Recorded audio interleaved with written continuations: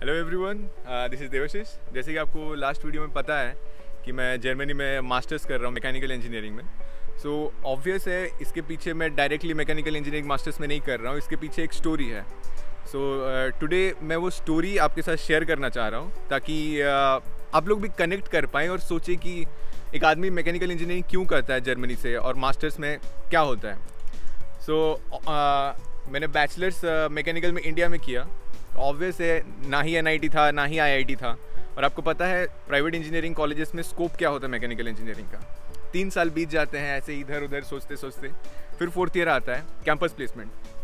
और जैसे हर बंदे का शौक रहता है कि कोर में पढ़ा है तो कोर में नौकरी करना, बट प्राइवेट कॉलेजेस में जो कोर कंपनीज आती हैं, आपको पता है उसमें स्कोप क्या है, जॉब क्राइटेरिया क्या होती है। So like everyone, I choose to get into software engineering.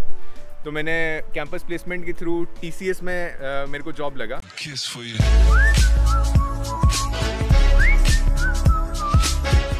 कुछ भी बोलिए, जर्मनी टॉप में आता है। तो मैंने भी सोचा कि I can give it A try. But फिर पता चला कि अगर जर्मन में मास्टर्स किया जाए तो इसमें अच्छा स्कोप है, बट जर्मन आता नहीं था। सो आई थॉट मैं ड्रॉप कर देता हूँ TCS और जर्मन सीखता हूँ। बट देन फिर कंसल्ट किया, फैमिलीज, रिलेटिव्स, टीचर्स, सब ने बोला कि 2 years वर्क एक्सपीरियंस भी हो जाएगा और उसके साथ ही तो लैंग्वेज कर सकता है। So I went with this option. So immediately जब इनिशियल लर्निंग पीरियड जो होता है TCS में, वो केरला में होने के बाद जब मैं बेस ब्रांच में आया कोलकाता में, उसी दिन से ही मैंने शुरू कर लिया था अपना लैंग्वेज सीखना। और डे 1 से ही मैंने उधर एक लोकल क्या बोलते हैं लैंग्वेज इंस्टीट्यूट चूज़ किया और उसी से जर्मन सीखने लगा। और धीरे धीरे A1 सीखते सीखते मज़ा भी आने लगा, क्योंकि दिख रहा था मैं फ्यूचर की और एक एक करके बढ़ रहा हूँ। और उसी इंस्टीट्यूट से A1 किया, A2 किया। और दोनों हो जाने के बाद जब एक फाउंडेशन बन जाती है, जब एक बेस बन जाता है, तो मैंने सोचा कि क्यों ना एक नॉर्मल प्राइवेट ट्यूटर से किया जाए, क्योंकि ये कॉस्ट इफेक्टिव भी है और मैं अपने टाइम से सीख सकता हूँ, क्योंकि मैं जॉब भी कर रहा था और मेरे को सिर्फ फ्राइडे और सैटरडे ही ऑप्शंस थे जर्मन सीखने का। तो आफ्टर 1 year मैं जर्मन सीख गया था। फिर सोचा कि पर लेवल देने से अच्छा टेस्ट ऑफ ही दे दूँ। बट जब टेस्ट ऑफ देने का सोचा तब इंडिया में स्लॉट्स इमीडिएटली बुक हो गई और मुझे मलेशिया जाना पड़ा एग्ज़ाम देने के लिए।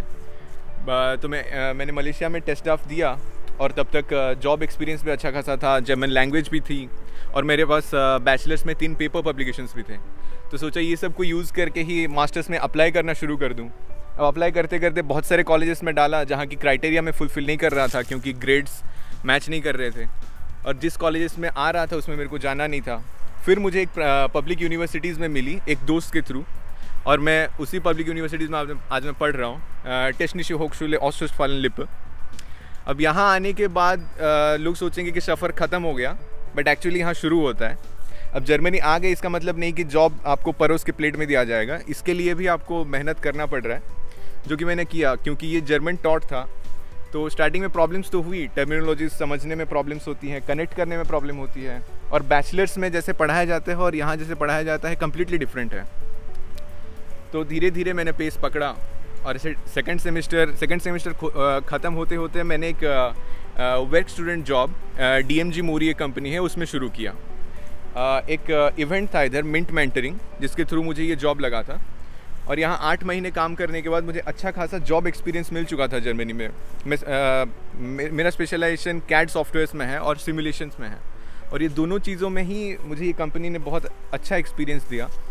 और फिर मैंने सोचा कि क्योंकि मुझे ऑटोमोटिव अच्छी लगती है और ये कंपनी CNC मशीन्स बनाती थी स्पेशल मैकेनिकल इंजीनियरिंग प्रॉब्लम्स के लिए, तो मैंने सोचा कि अब यहाँ से ख़त्म करके किसी ऑटोमोटिव कंपनी में ट्राई किया जाए। सो आई थॉट इसके बाद कंपनी चेंज करना डिफ़िकल्ट होगा, तो मैं इंडिया गया था 1 month। और मैं सोचा था अब 3 महीने 4 महीने मुझे जॉब छोड़ के ढूंढना पड़ेगा, पूरा टाइम डेडिकेट करना पड़ेगा। बट ऐसा नहीं है, आपको पता है जर्मनी में कितने मैकेनिकल इंजीनियर्स चाहिए। और मेरे पास एडेड एडवांटेज था कि मैं 2 साल सॉफ्टवेयर में था, यहाँ 8 महीने जर्मनी का वर्क एक्स था, और प्लस मुझे जर्मन लैंग्वेज आता था। So it was not difficult. With in a month I found 4 offers for internship. एक पोर्शे इंजीनियरिंग से थी, एक AVL जर्मनी से थी, और दूसरा EDA GmbH से था।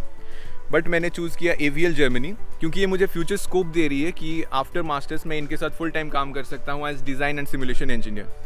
सो आई वेंट विथ AVL और मैं अपना इंटर्नशिप सितंबर से शुरू करूँगा और फिर इसी कंपनी में मैं अपनी मास्टर थीसिस लिखने का सोच रहा हूँ और फिर as the company promised I will be working there full time after this. So this was a short explanation of my journey, my background, मैंने कैसे चीज़ें की.